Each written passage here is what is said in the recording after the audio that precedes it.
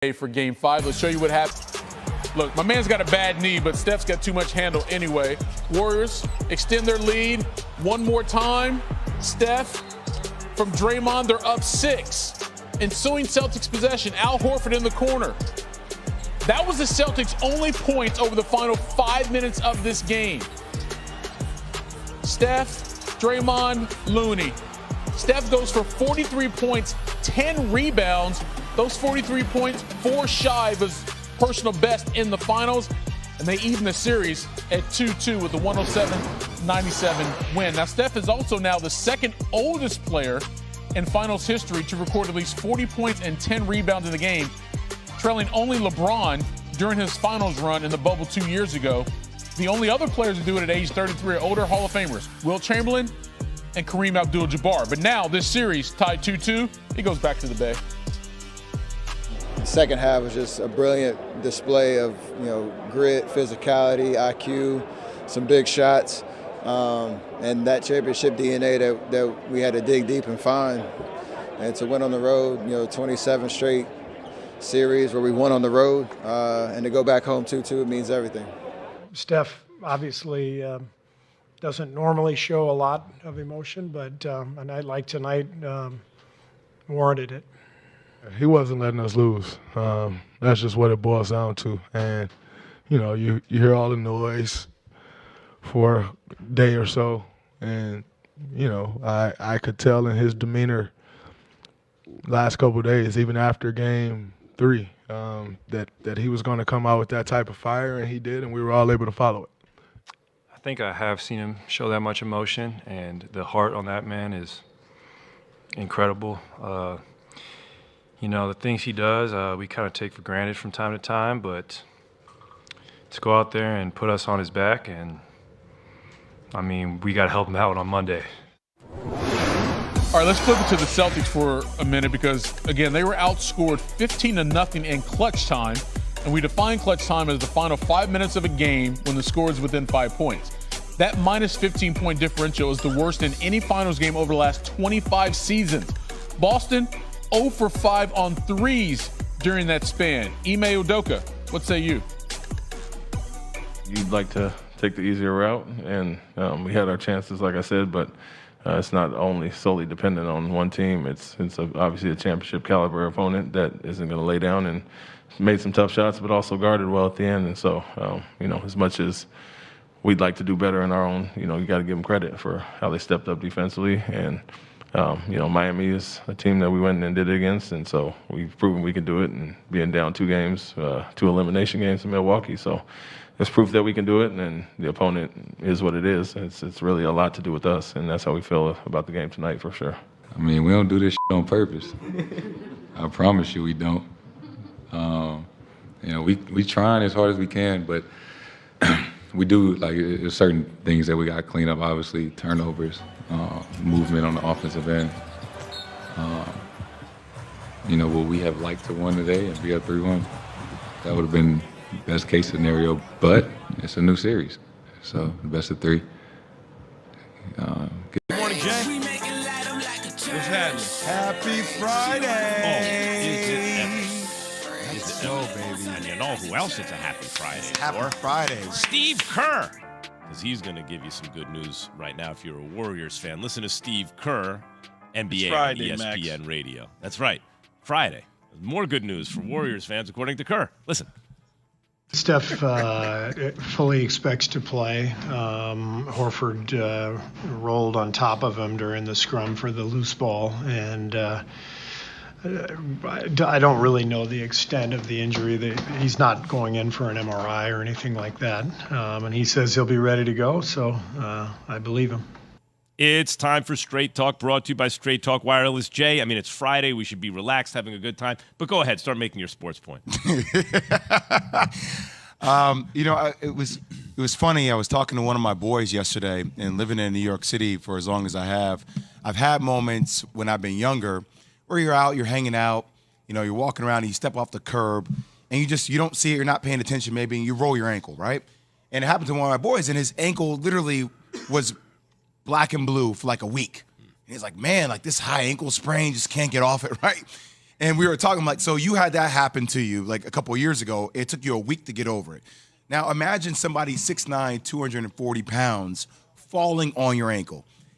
Even though you can say, hey, it's not as bad as it was, 2 months ago when Marcus Smart dove on your ankle that forced you to be out for a long time. For a guy that moves around off the ball as much as Steph moves throughout the course of a game, you talk about the term perpetual motion. That is Steph Curry in a nutshell, right? It's almost like he moves in an infinity-like state. He's always moving around. So for a guy that pushes off, I really do think he'll have a lot of shorts tonight initially, that shots that will be short because of his ankle or his foot being stiff. Now, he can settle into the game, but I think initially, who else is going to pick up the slack for them offensively and come out and help carry the load at the beginning of the game? Because I think Steph is going to be tender for him. Yeah, when a guy usually has some sort of ankle injury, the first initial jolt is always painful. So you're going to see the grimace. You're going to see the calm nature of the pain, but laying on the floor or laying on the field and see the grimace. So the first thing you're going to say is, oh, my God, it really looks egregious. There's something really wrong with it. Mind you, he did stay in the game. The only reason why he came out the game is because, as Steve Kerr pointed out, they're down by 14 points, 2 minutes to go. Why would you keep him in the game? You just get him out of the game, rest him up. That's why immediately after the game, Steph Curry said, I think I'm going to play on Friday. And now, as of yesterday, we know he's going to play today. So I'm not overly worried as much as Jay is about those sort of things, because Jay's looking at the motion, the ability for him to be able to move around and stay quick like he's been in the past. I think he still will be that guy, because once he told me on Thursday he was going to play basically on Friday, I knew it wasn't that deep and that serious. So a couple of things, Max. When you roll your ankle, and I've rolled my ankle many a times and have stayed in games, your adrenaline is so high, right? You're like, oh, I'll stay in it. And you typically strap your shoe up tighter, right? You make your ankle brace tighter in order to keep the swelling down. It's typically the day afterwards where you start getting that ankle tightness. And for me, if it's his left leg, if anything defensively now, if I'm Boston, I'm forcing him to be a driver, right? Because think about it, as a righty, he's jumping off that left leg every single time. So is your lift the same as it was before? Or now you're doing more things off 2 feet that slows you down? So once again, I'm not letting you get going in transition. I'm not letting you get shots. I'm forcing you to be a driver jumping off that left leg. Not only is it normally, I think everyone can relate to not a high ankle sprain necessarily, but some kind of rolling of your ankle. And when think of how much worse a high ankle sprain is. Even if you just roll your ankle kind of just for a second, like, you might be limping for the rest of the day. But a high ankle sprain, boy, you're out of commission. And I'm not saying he has one, but is it his ankle or is it his foot? His foot. His foot. His foot. So it's a totally different injury than a foot is totally different than an ankle. It's not the same. Yeah, and by the way, that they landed on him, it didn't really look like his ankle. It didn't look like he'd be missing time or something like that. No. It didn't look like that. But it just looked hard because the dude's big. But this series, we've seen Steph play great and really not get timely contributions from teammates that you'd want. Now, I mean, Steph is always like the engine of a team, right? He's the guy making it happen. But in this series in particular, he's had to make it happen, and sometimes that hasn't been enough because he hasn't had contributions. Now, guys, really probably going to have to pick up the slack, Jay, according to your analysis of it. Well, somebody's going to have to pick up the slack, maybe more than one, right? For them to win this damn series. I mean, let's be honest about it. Boston looks like a younger, more energetic team. Now, granted, Golden State has been in all these games. So Golden State, game one, had a double-digit lead before Jaylen Brown goes crazy in the fourth quarter, right? Game two, they come out, they put their stamp on game two. Draymond plays his tail off, they win that ball game. Game three, Boston comes out, they play hard from the beginning, but still, third quarter run, Golden State's there. But I would make this point, because a lot of people say, well, Golden State always seems like they're there, let's give them an advantage. I don't know if Golden State is not as battle-tested over the last month and a half, 2 months, the way Boston has been battle-tested. It almost seems like Boston is more comfortable playing the game in the trenches because they've gone through KD, Kyrie, they've gone through Giannis, they've gone through Jimmy Butler and that team of the Miami Heat. Golden State hasn't had to do anything like that recently. They haven't gone through that. Denver, you're talking about Dallas. Like, it hasn't been those. That's so Memphis interesting. was that a little bit, but Ja Morant going out, it changed that series. That's so interesting because you think automatically Golden State's the more experienced team. But, Key, it's kind of like when you talk about yeah, they had time off, but they had too much time off. Like, Golden State's more experienced, but right now, in terms of the rhythm of the game, actually, Boston has been more consistently battle-tested. They're maybe a little bit more ready as a result of that. One of the things that struck me yesterday, that we didn't get into yesterday, was Draymond having that really bad game. But, like, it was hidden in plain sight for me. We spent all of the show after game 2, the three of us, talking about what you do if you're Boston.